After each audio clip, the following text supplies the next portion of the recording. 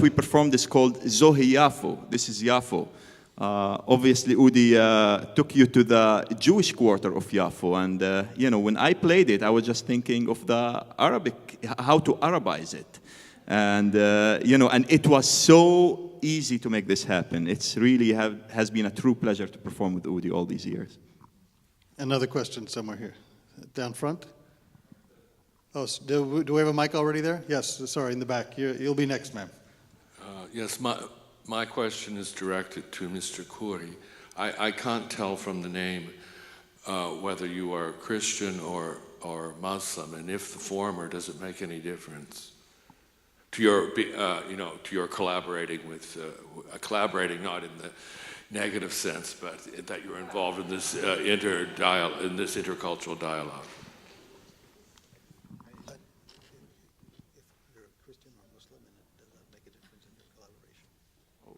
Well, I'm Catholic. None of the above, yeah. And he just played Allahu Akbar, so he works well. But I believe just having been born in a village called Tarshiha, in which we have about 50% Muslims, and I believe the chairman of the Intercultural Journeys, Majid Al-Saif, is Muslim. So I really don't think it really makes a big difference. It's just a human. What religion it is doesn't really matter. The lady in front. First, I want to tell you how thrilled we are to be here this evening, and your music, the interaction has touched my soul deeply. My husband and I, thank you, we were in Israel in November. We delivered teddy bears through the Save a Child's Heart to the hospital in Tel Aviv, the Wolfson Center, as well as through the help of a Palestinian doctor, we were able to go to the West Bank, to Nablus. And it was the most heartwarming, extraordinary experience. So my question to you now is, would you gentlemen be willing to participate in a concert in, if we can get there, Gaza or the West Bank? And I believe you would make a huge difference in the lives of these people. And I would be delighted if we could do this. It brings up a very good point. We can do this in Toronto, we can do this in Philadelphia and other places you've been, but what about doing this in Bethlehem or in Ramallah or in Gaza or in Tel Aviv? I think that the true statements have to be made over there. You're absolutely right.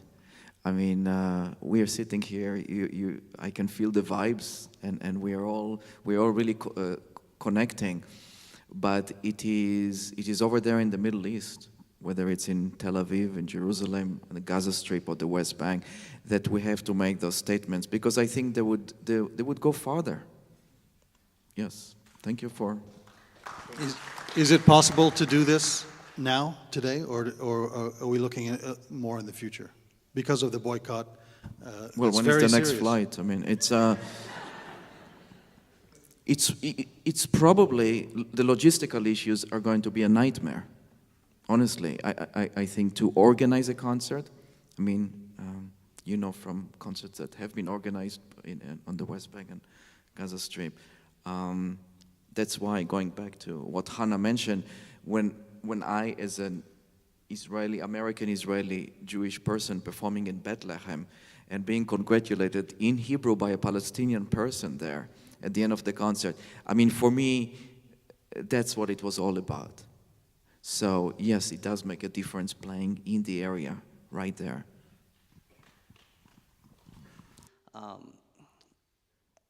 I can really relate to the emotions and the feelings that you have when you're playing with each other and to each other as well. And I feel honored that, you know, we're able to participate in that dialogue as well.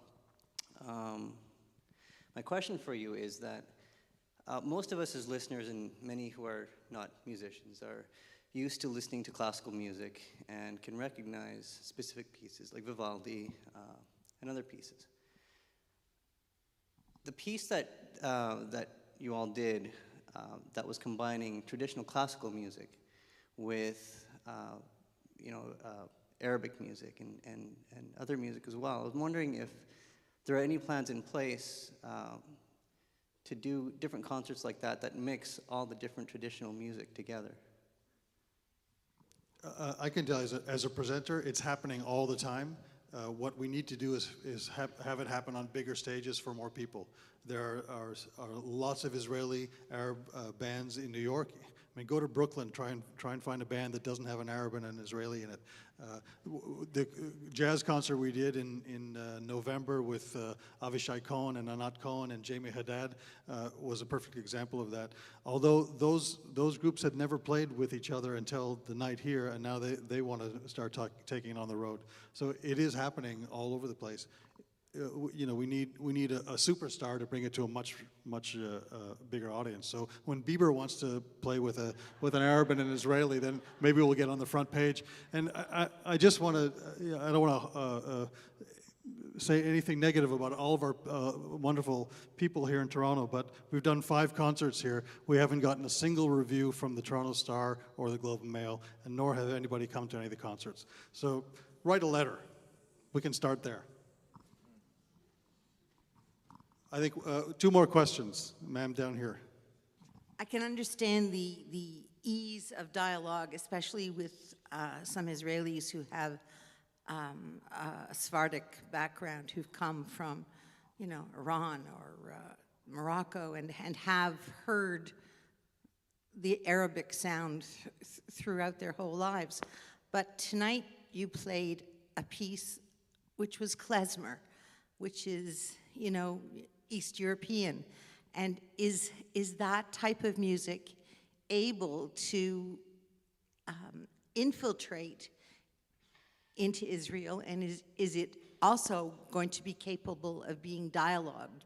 Because it's not an Arab sound, it's not an Israeli sound, it's a European sound. And how will you incorporate it? I think the process, and you heard and saw a little bit on stage, even when we play a klezmer piece, and then we go back and forth, and then Hanna takes over, and he starts interjecting some more Arabic nuances, something that is close to his, I mean, it's your culture, it's something that it's in his musical nature, and then I go back and forth. So, you know, I don't think it's any different than having a conversation with another person, because every person comes from a certain background and religion and ethnic background and ideas and whatever it is.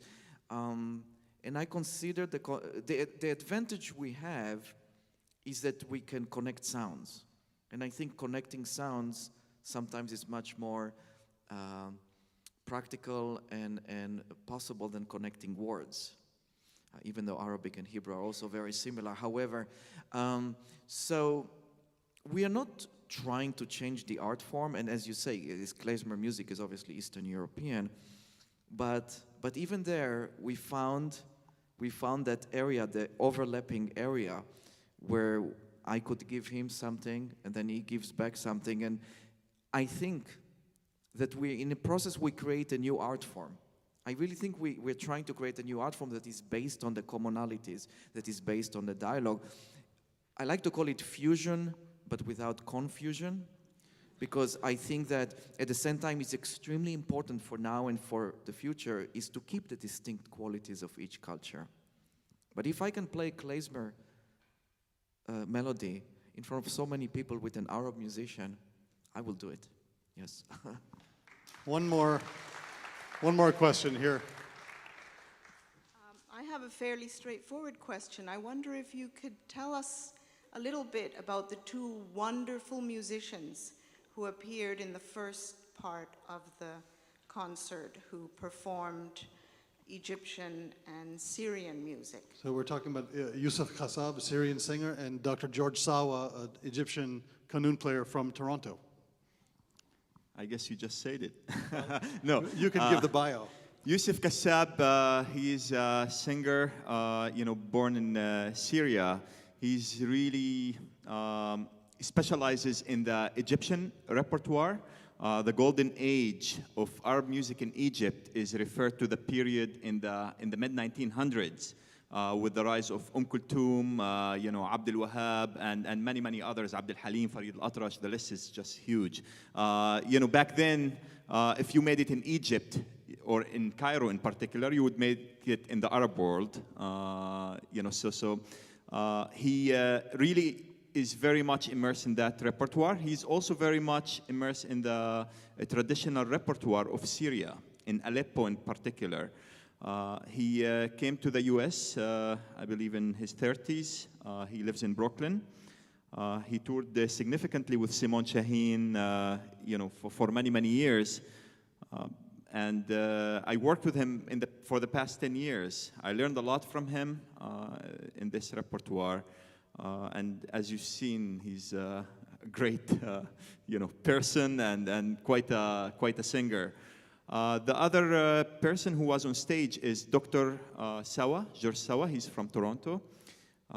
This is actually my first collaboration with him. He's Egyptian.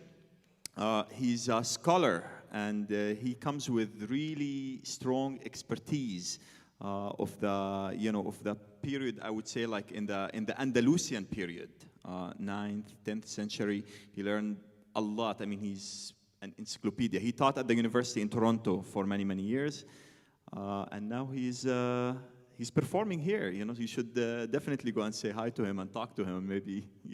He performs all over town with his own group, an arabesque ensemble, and teaches qanun to many players.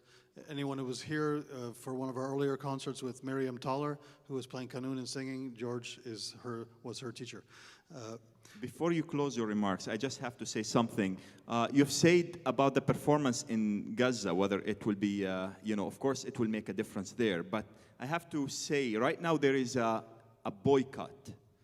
Anything that has to do with Arab-Israeli, anything cultural, there is a boycott.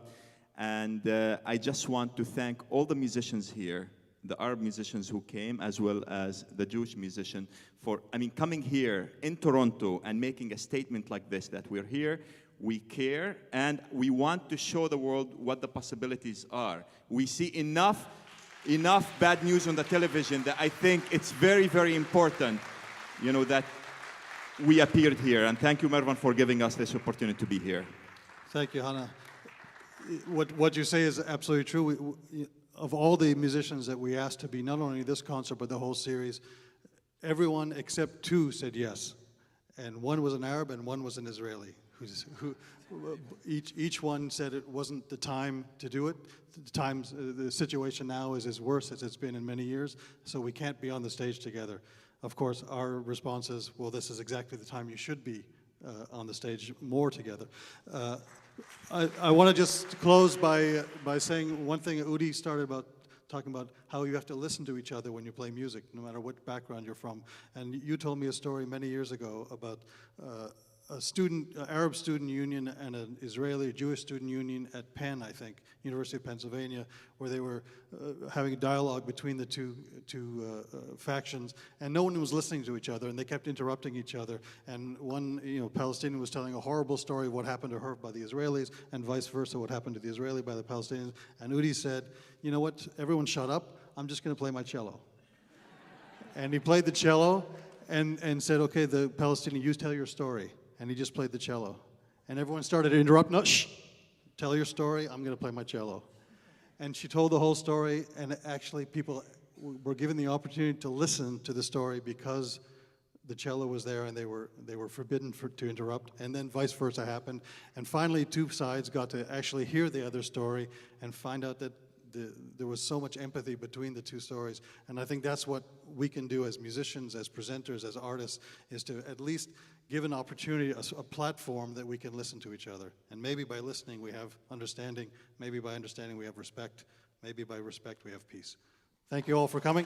Thank you. Thank you.